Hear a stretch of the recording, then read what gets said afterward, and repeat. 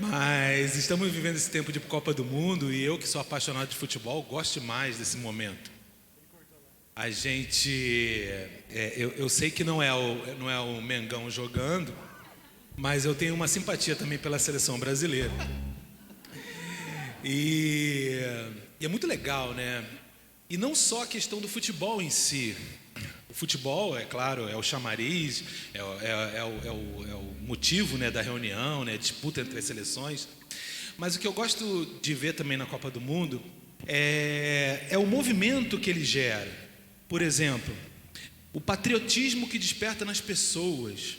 A gente vê as pessoas com orgulho do seu país, né, querendo mostrar as cores do país e tudo mais, vibrando com as vitórias, ficando triste com as derrotas. Outra coisa que também me chama a atenção quando mostra lá os estádios da Copa do Mundo, é o orgulho que as pessoas têm de pertencer a um grupo. Não sei se vocês já repararam quando junta assim aquelas reportagens ou as imagens mesmo, quando junta assim as pessoas, todo mundo com o mesmo uniforme, e as pessoas se abraçam, se emocionam. Isso também é muito legal, esse orgulho de pertencer ao mesmo grupo. Outra coisa também que me chama muita atenção na Copa do Mundo, eu acho interessantíssimo, é a diferença entre as nações, entre as pessoas. Quando toca o hino, é mó barato, né? Não sei se vocês já repararam nisso, mas aí, por exemplo, aparece uma seleção nórdica lá, uma seleção da Europa. Aí aparece aqueles homens grandes, brancos, magros, tudo com olho claro. Aparece uma seleção africana, aqueles negros fortes, não tão altos às vezes quanto os nórdicos. O brasileiro, aquela mistura, o oriental de olhinho puxado. É muito legal ver essa diferença, né? A diferença entre pessoas. Outra coisa também que me chama muito a atenção são aquelas reportagens sobre os costumes dos países. É muito legal, né? Você vê, por exemplo, os japoneses, é muito bonito quando termina o jogo, a torcida do Japão vai lá e eles mesmo catam o lixo que eles colocam, né? Enfim, e outros costumes mais, quando tem alguma reportagem sobre um país que tem uma cultura muito diferente da gente, por exemplo, o Catar, a cultura é totalmente diferente, e aí mostra aquelas reportagens com a cultura e tudo mais. Isso também é muito legal. Outra coisa que eu também gosto de ver são os perrengues que os estrangeiros passam quando eles estão num país que não é o deles. Alguns estrangeiros que já moram no país onde está sendo realizada a Copa, outros que estão viajando lá, né? Esses dias eu estava vendo uma brincadeira lá, não sei se era verdade, não sei se é brincadeira, mas como é brasileira, é bem capaz de ser verdade, porque parece que lá no Catar é proibido tomar cerveja. Aí uns brasileiros criaram uma capinha, botaram tipo fingindo que era Coca-Cola e entraram no estádio, correndo o risco de ser presos, né? Inclusive, né? Porque lá o negócio é pesado. E é muito legal ver isso tudo. E eu estava refletindo sobre isso, e hoje, como não existe coincidência no reino de Deus, a gente falou insistentemente sobre isso, sobre a nossa pátria. A gente é brasileiro, claro, nós torcemos pelo nosso país, a gente vibra com as vitórias, fica triste com o joelho, com o tornozelo do Neymar, pede para o Pedro entrar, e por aí vai. Mas a verdade é que nós, como cristãos, não temos pátria aqui. A nossa pátria não é o Brasil. E a palavra de Deus, ela diz claramente isso em vários textos. Eu vou dividir alguns textos aqui com os irmãos. Olha só, João 17, do versículo 15 ao 17. Olha só o que Jesus diz, na oração que ele faz um pouco antes de ser preso e enfrentar a cruz. Ele fala assim, para Deus, né, para o Pai: não peço que os tire do mundo, e sim que os guarde do mal. Eles não são do mundo, como também eu não sou. Santifica-os na verdade, a tua palavra é verdade. Lá no livro de Filipenses, capítulo 3, versículo 20, olha só que legal. Pois a nossa pátria, ela está nos céus, de onde também aguardamos o Salvador, o Senhor Jesus Cristo.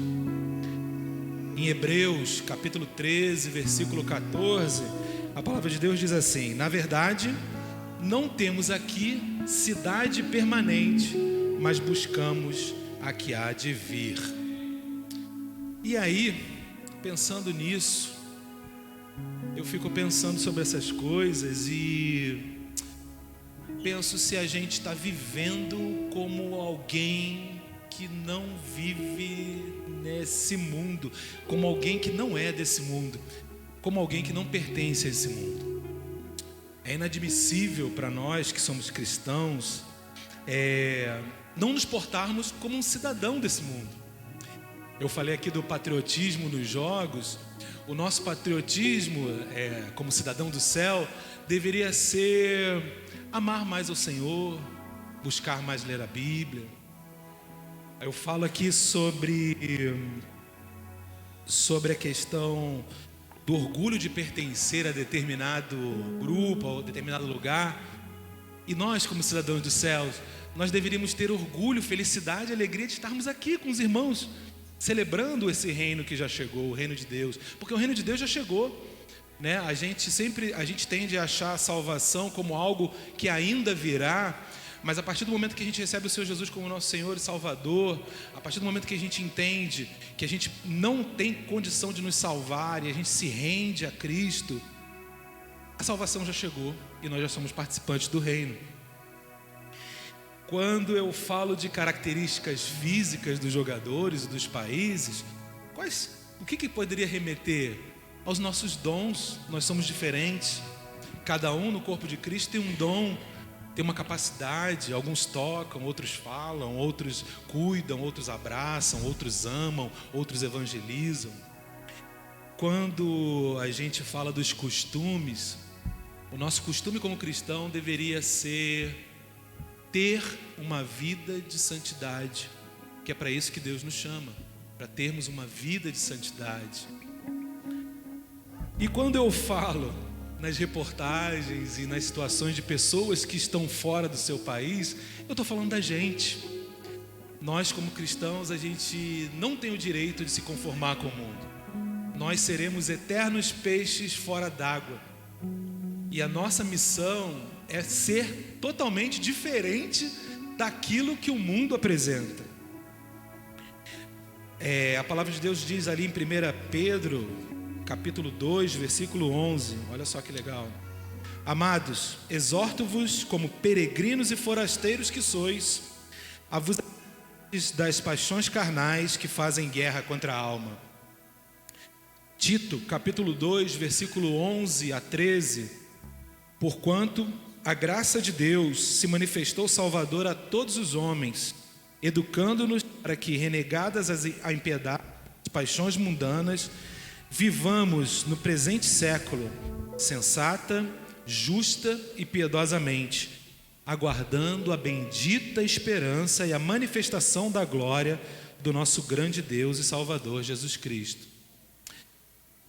Hoje é uma manhã de ceia e daqui a pouco os irmãos estarão vindo aqui na frente para tomar os elementos e para participar desse momento. E quando a gente fala de ceia, a gente fala de nos examinarmos a nós mesmos. E eu queria que vocês examinassem, não com o intuito de condenação, mas com o intuito de arrependimento e de correção. Se examinassem, olhassem para cada um para dentro de si, olhassem o que vocês têm feito no dia a dia, como anda o seu relacionamento com Cristo, como anda o seu relacionamento com a igreja. Você tem lido a palavra de Deus? Você tem dado testemunho? Naquele momento de luta, de dor, de apreensão, você tem tido fé? A sua confiança está baseada em Deus ou está em coisas que não são Deus, coisas que frustram? Faça essa reflexão, meu irmão. Será que a gente está levantando a bandeira errada? Chegou a hora da gente levantar a bandeira do nosso reino, o reino de Deus. O reino já começou, a gente é participante desse reino. A Copa do Mundo, nossa, já começou. E diferente da Copa do Mundo lá fora, em que um elimina o outro, a gente tem o objetivo de testemunhar a Cristo, glorificar a Ele e trazer mais gente para o nosso lado, trazer mais gente para esse reino, arrebanhar mais pessoas para estarem com a gente nas trincheiras do dia a dia. Uma música vai ser tocada agora, meus irmãos, e faça uma oração. E aí você pode vir aqui na frente, pegar os elementos, depois volte para o seu lugar. E aí a gente vai orar e a gente vai participar da ceia. Que o Senhor continue nos fortalecendo, continue nos direcionando, e que a gente tenha a plena convicção de que a nossa pátria está nos céus.